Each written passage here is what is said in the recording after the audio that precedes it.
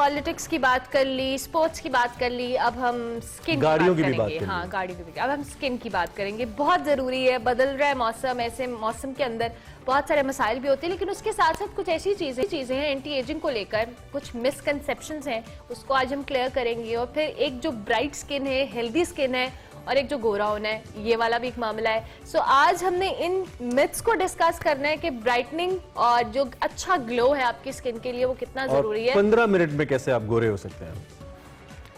Doctor Sania हमारे साथ मौजूद हैं, डर्मेटोलॉजिस्ट है। वेलकम आप डॉक्टर सानिया। का शुक्र, मैं ठीक हूँ, बिल्कुल ठीक ठाक। अच्छा डॉक्टर सानिया, ये नॉर्मली जो स्किन के हवाले से बड़ी मिथ्स होती हैं, टाइम के साथ साथ आपकी एज, ऑब्वियसली स्किन भी एज करती है, आप जब खुद एज करते हैं तो अनफॉर्चुनेटली हम उसको एक्सेप्ट नहीं करते और हम कुछ अजीबोगरीब टोटके आजमाते रहते हैं। सो ये जो एंटी एजिंग का मामला है, इस हवाले से जरा कुछ कॉन्सेप्ट को क्लियर करें हमारे देखने वाले। अच्छा, एजिंग बेसिकली प्रोसेस होता है जिसके अंदर हमारी बॉडी में से naturally collagen, elastin, hyaluronic acid, ये वो कंपाउंड्स हैं जो एंटी एजिंग काम करते हैं।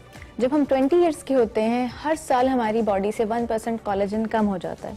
अब जब कोलेजन कम होगा तो स्किन पे लूज स्किन होना शुरू हो जाएगी, पोर्स ओपन होना शुरू हो जाएंगे, झुर्रियां पड़ना शुरू हो जाएंगी।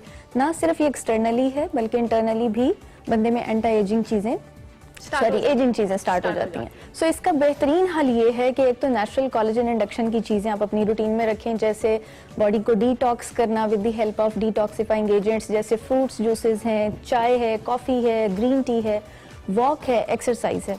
पानी का इस्तेमाल ज्यादा रखें, तमाम चीजें आपको डिटॉक्स करती हैं जो अल्टीमेटली एंटी एजिंग का काम करती हैं। ठीक है, लेकिन एक मिसकंसेप्शन है कि लोग एंटी एजिंग ट्रीटमेंट्स को प्रेफर नहीं करते।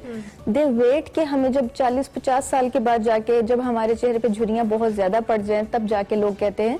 अब तो खैर थोड़ी अवेयरनेस आ गई है मीडिया की वजह से, अदरवाइज पहले ये होता था कि काफी लेट लोग अप्रोच करते थे। तो इसमें ये सबसे पहले मैं यहाँ पे कहूंगी, हर बंदे के लिए जरूरी नहीं है कि वो 20 साल पे ही जाके अपनी एंटी एजिंग ट्रीटमेंट स्टार्ट कर दे। दे कैन स्टार्ट जब उनको लगे कि मेरे एक्सप्रेशंस बहुत ज्यादा आते हैं। जैसे बोटॉक्स एक बड़ा कॉमन ट्रीटमेंट है।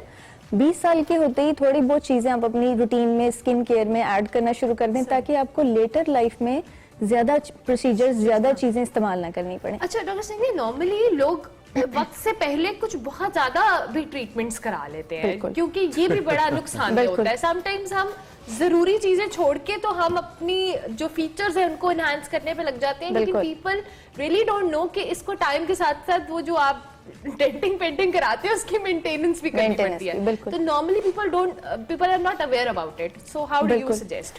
मैं हमेशा पेशेंट्स को कहती हूँ अपने फीचर्स को नेचुरली बेहतर करें, चेंज ना कराएं। क्योंकि जब आप चेंज करवाएंगे, एक स्ट्रक्चर आप चेंज कराएंगे फेस का, जैसे फिलर से लोग करते हैं, डॉक्टर्स हम लोग करते हैं, जिन लोगों की डिमांड होती है, बट मेरी प्रेफरेंस ये होती है कि लोग ऐसा ना करें। क्योंकि जब आप स्ट्रक्चर चेंज कराएंगे तो कुछ ना कुछ नेचुरल तौर पे आपके डैमेज आना शुरू हो जाता है, और ज्यादा करना पड़ता है। यस, लेकिन अगर आप नेचुरल वेज में रहते हुए करें, एक लिमिट में रहते हुए करें, तो फिर इसका साइड इफेक्ट नहीं है। कुछ अंडर आई लाइंस होती हैं, फाइन लाइंस हैं, कुछ ऐसी चीजें हैं जो फिलर्स के साथ लोग ठीक कराते हैं। डू यू रियली सजेस्ट कि ये इस तरह होनी चाहिए, या स्किन के रूटीन आप कितनी अच्छी होनी चाहिए कि आप उससे इसको केटर करें? बिल्कुल, मैंने जैसे शुरू में कहा कि एजिंग प्रोसेस को हम रोक नहीं सकते, इट्स एन ऑनगोइंग प्रोसेस। तो उसके अंदर हमें एक चीज ये करनी होती है कि हम उस चीज को थोड़ा सा स्लो डाउन कर दें। स्लो डाउन कैसे कर सकते हैं? हम कोलेजन लिक्विड ड्रिंक्स ले सकते हैं अपनी रूटीन में, अपनी डाइट को हेल्दी कर सकते हैं, अपना लाइफस्टाइल हेल्दी कर सकते हैं। अंडर एरिया की अगर आप बात कर रही हैं तो अंडर एरिया के ऊपर एक फैट का पॉकेट होता है जो टाइम के साथ साथ खत्म हो जाता है। सो इसके दो तरीके बेहतरीन होते हैं। एक तो ये कि आपकी नेचुरल फैट बॉडी से लेके फैट ग्राफ्ट कर दी जाती है, दूसरा तरीका फिलर्स का है। अच्छा, अब यहाँ पे मैं फिलर्स का थोड़ा क्लियर करते चलूं, क्योंकि मुझे कई लोगों के फिलर्स ठीक करने पड़ते हैं जो ओवर फिलिंग करके खराब हो गए होते हैं। लोग ये चीज इसलिए कराते हैं कि कई लोगों को डार्क सर्कल, फाइन लाइंस का इशू आ रहा होता है, तो जब वो फिलर कराते हैं इंप्रूवमेंट की बजाय और खराब हो जाता है। सो ये ओवर फिलिंग का साइन है, मैल प्रैक्टिस का साइन है। ये चीजें वो हैं जो गलत तरीके से की जा रही हैं, जो डैमेज देती हैं। तो इसके अंदर हमेशा मैं पेशेंट्स को कहती हूँ कि एक नेचुरल वे में रहते हुए जब आप करेक्ट कराएंगे, उनको कोई कॉम्प्लिकेशन नहीं आती। अच्छा, ये जो आप डर्मेटोलॉजिस्ट हैं, मुख्तलिफ लोग हैं स्किन केयर का काम करने वाले, इनको कैसे हमको इनकी क्वालिटी कैसे हम एनालाइज करें? I mean if I am going to someone जैसे कि आपने कहा कि कुछ लोग खराब करा के आ जाते हैं, ये कुछ लोग नहीं, इनकी तादाद बहुत ज्यादा है, खराबियों की तादाद हमने बहुत देखी। तो how to analyse, I mean क्या वर्ड ऑफ माउथ सुन के ही जैसे कि लोग जानते हैं, या बड़े बड़े इश्तहार देख के जाएं, या कैसे करें, हाउ टू? एक डॉक्टर अगर अच्छा काम कर रहा है अच्छी क्वालिफिकेशन के साथ, जिसकी भी क्वालिफिकेशन अच्छी होगी वो कभी भी गलत काम नहीं करता, जो मैंने अपनी प्रैक्टिस में देखी हैं चीजें।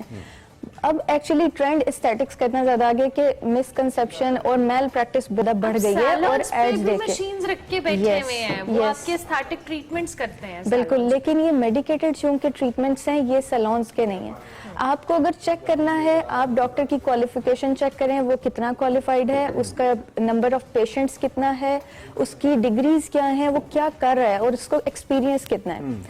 क्योंकि अनफॉर्चुनेटली इसी वजह से हम लोगों ने इंटरनेशनल कोलैबोरेशन के साथ अब एक अपना ट्रेनिंग वर्कशॉप स्टार्ट की है इन्हीं चीज़ों के लिए कि हम अच्छी चीज़ प्रोड्यूस कर सकें। बिकॉज हर जगह के ऊपर डॉक्टर्स को सिखाया जा रहा है, कई तो उनमें से डॉक्टर्स भी नहीं है, and they are performing such procedures. तो इस तरह की चीजों के अंदर हमें थोड़ा सा केयरफुल चलना चाहिए। इंटरनेट के ऊपर हर चीज अवेलेबल होती है। वेरी कॉमन क्वेश्चन, बट मैं हर जो आप की तरह के लोग जो जिल्द के अमराज को देखते हैं या फिर ब्यूटी एंड स्किन केयर को देखते हैं, मैं पूछता हूँ, ये जो ब्यूटी क्रीम्स होती है, राइट, आपसे कॉमन क्वेश्चन पूछा जाता है। अच्छा, इसके पूछने का भी एक मकसद है, बिकॉज जब भी आप थोड़े ऐसे इलाकों में चले जाए ना, यहाँ पे बहुत ज्यादा वेल ऑफ लोग नहीं रहते, वहाँ पे इनकी सेल बहुत ज्यादा है, इनका इस्तेमाल बहुत ज्यादा खवातीन करती हैं। क्रीमों का मिक्सचर लगाइए और गोरे हो जाए। हाँ, मोहल्लों के अंदर, और ऑब्वियसली ज्यादा तादाद वही है। आई मीन ये तो बहुत कम लोग हैं ना जो महंगे ट्रीटमेंट्स अफोर्ड कर सकते हैं। व्हाट अबाउट दैट, उनके बारे में क्या कहेंगी आप, और उनको क्या कहेंगी आप? उनको मैं हमेशा ये कहती हूँ कि वाइटनिंग या स्किन लाइटनिंग की तरफ कभी ना जाएं, एक नेचुरल ग्लो की तरफ जाएं। अपनी स्किन को, अपनी बॉडी को नेचुरल चीजों से डिटॉक्स करें, ताकि आपकी बॉडी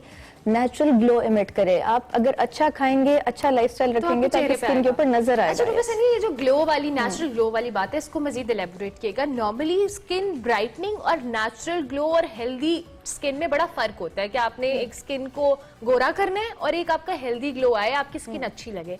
इसमें जरा डिफरेंस समझाएं, और इसको अचीव करना कितना आसान है ये भी बताएं। जो ब्राइटनिंग बेसिकली, इसको हम वाइटनिंग, ब्राइटनिंग, लाइटनिंग जो भी कह लें, इसके अंदर बेसिकली मेलानिन की प्रोडक्शन को जब हम कम करते हैं तो कलर टोन लाइटर होना शुरू हो जाता है। ये नुकसानदेह भी हो सकता है अगर आप बहुत ज्यादा, जैसे बहुत से लोग क्रेजी हो जाते हैं कि मुझे बहुत फेयर होना है, फिर मुझे उनको समझाना पड़ता है कि आपकी सेहत के लिए नुकसानदेह है, इस तरीके की चीज पे आप मत जाएं। और अल्लाह का शुक्र है, बहुत से लोग मेरी बात को अंडरस्टैंड करते हुए मेरी उस रिजीम को, मेरी प्रिस्क्रिप्शन को फॉलो करते हैं। और जो नेचुरल ग्लो की अगर हम बात करें तो ये वो चीज़ है जो एक आपकी बॉडी में जब कोई भी टॉक्सिन्स बन रहे होंगे तो आपका कलर टोन डल होना शुरू हो जाता है। आपने देखा होगा हेपेटाइटिस के पेशेंट या कैंसर के पेशेंट्स के कलर डल हो जाते हैं, क्योंकि इनकी बॉडी में जहरीला मादा बहुत ज्यादा बन रहा होता है।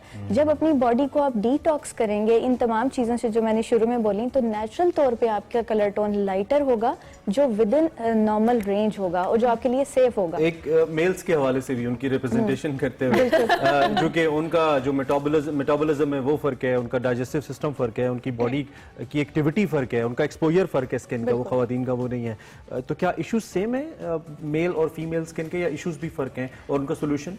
इश्यूज अब मोर और लेस सेम है, बिकॉज मेल में भी फेयरनेस की तरफ जाने के जो कॉन्सेप्ट्स हैं ज्यादा होते चले जा रहे हैं। क्रीम्स के साथ, साइड इफेक्ट्स के साथ लोग बहुत ज्यादा आते हैं। Male female ratio almost same हो चुकी है। तो इसमें एक तो सबसे इंपॉर्टेंट चीज अपनी नेचुरल डाइट और ये तमाम चीजें जो हम डिस्कस कर रहे हैं, इसके साथ साथ मॉइस्चराइजर, सन ब्लॉक का इस्तेमाल रखें आप अपनी रूटीन में, क्योंकि ये आपको प्रोटेक्शन देती हैं। जो भी बेहतरी आपकी आ रही है उसको प्रोटेक्ट रखेंगी, स्किन मॉइस्चराइज होगी तो आपकी स्किन नेचुरल ही रिपेयर होती रहेगी। गर्मियों में यस डेफिनेटली थोड़ा ज्यादा होता है, लेकिन अगर आप नोट करें विंटर्स में लोग धूप में ज्यादा बैठते हैं, और जैसे एक मजाक भी लोग करते हैं कि कीनो खा रहे हैं धूप में बैठ के, तो ये चीजें आपका कलर और डल कर देती हैं। तो जब भी आपका लाइट का एक्सपोजर होगा, धूप का एक्सपोजर होगा, तो ये चीजें हीट के से अच्छा, आपको डैमेज जो करेंगे। आपने खुद बोला कि समर्स में होता है कि जी पसीना आ रहा है, गर्मी है, तो मॉइस्चराइज क्यों करना है। नॉर्मली पीपल थिंक दैट, ये लोगों की प्रैक्टिस होती है। सर्दियों में तो ड्राइनेस फील होती है तो कर लेते हैं। मॉइस्चराइजिंग गर्मियों में भी जरूरी है, ये भी बिल्कुल।